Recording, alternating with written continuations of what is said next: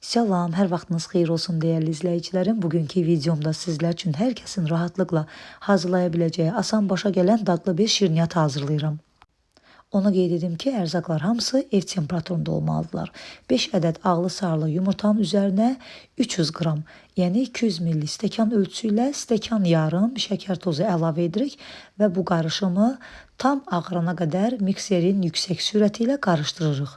Dəyərli izləyicilərim, kim hardan videomuzu izləyirsə, hər birinizdən çox xahiş edirəm ki, videoları izləyərkən saniyənizi ayırıb yuxarıda gördüyünüz bəyən düyməsinə toxunaraq videolarımızı bəyənməyi unutmayın. Əgər bəyənirsinizsə, mütləq yaxınlarınızla da paylaşın və kanalımızın böyüməsində sizlər də mənə bu cür dəstək olmuş olarsınız. Gördüyünüz kimi kütlə tam ağardıqdan sonra üzərinə 240 ml ev temperaturunda olan süd və 70 qram da ərinmiş kərə yağı əlavə edirik.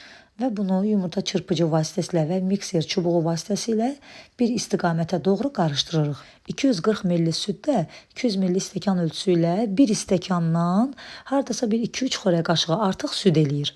Bu xəmir üçün bizə 350 qram un lazımdır. 350 qram unda 200 ml stəkan ölçüsü ilə 3 stəkandan bir baş barmağı əski un eləyir.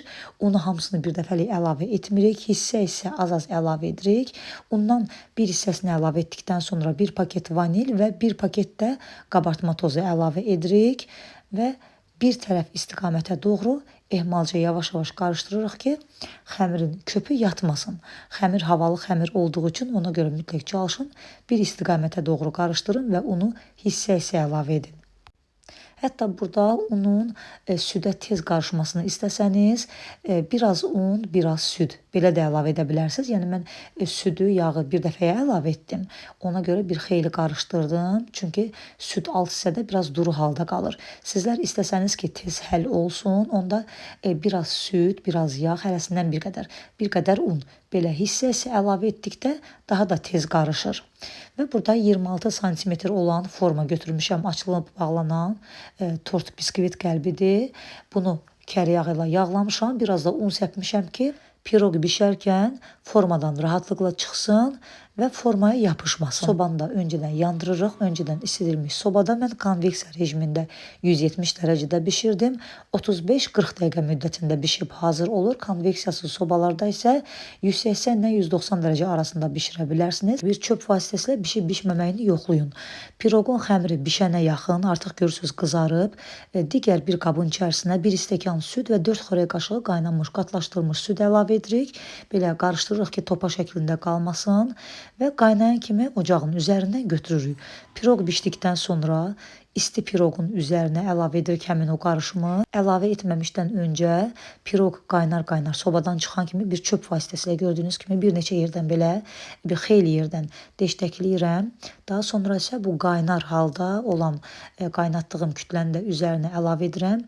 Piroqun xəmiri də qaynar olur, bu kütlə də qaynar olur. Qaynar-qaynar üzərinə əlavə edirik və tam soymasını gözləyirik. Soyduqdan sonra üzərinə zövqə görə qoz ləpəsi əlavə edirəm və qatlaşdırılmış qaynanmış süddən piroqun kənarlarına da biraz çəkirəm bıçaq vasitəsilə. Kənar hissələrinə də biraz kakos səpirəm və piroqum hazırdır. Piroqun üzərinə əlavə etdiyimiz o südlü qarışım qətiyyən piroqun içərisinə hopmur. Çünki bu yaş keks olmadığına görə öz canına çəkmir onu. Sadəcə üzərində qalır, soyuyur, biraz üzərinə elə bir ki hopur və çox dadlı olur. Yəni qəşəng bir dad vermiş olur piroqa. Onu artıq özünüz bişirib yeyəndə hiss edəcəksiniz. Sizlər də bişirin. Çox asan bir reseptdir. Ürəyinizdən bir şirniyyat keçərsə rahatlıqla hazırlaya bilərsiniz. Uşaqlarınız da çox bəyənəcək. Mən gecə ilə hazırladım. Artıq səhəri gün, yəni günortaya yeyildi, bitdi. Yumşaq və çox ləzzətli alınır. Göz haqqınızı halal edin, videolarımızı bəyənib bir kəlmə olsa belə yorum yazmadan, şərh yazmadan keçməyin. İnşallah yeni videolarda görüşmək ümidi ilə sağ olun, salamat qalın. Allah'a əmanət olun.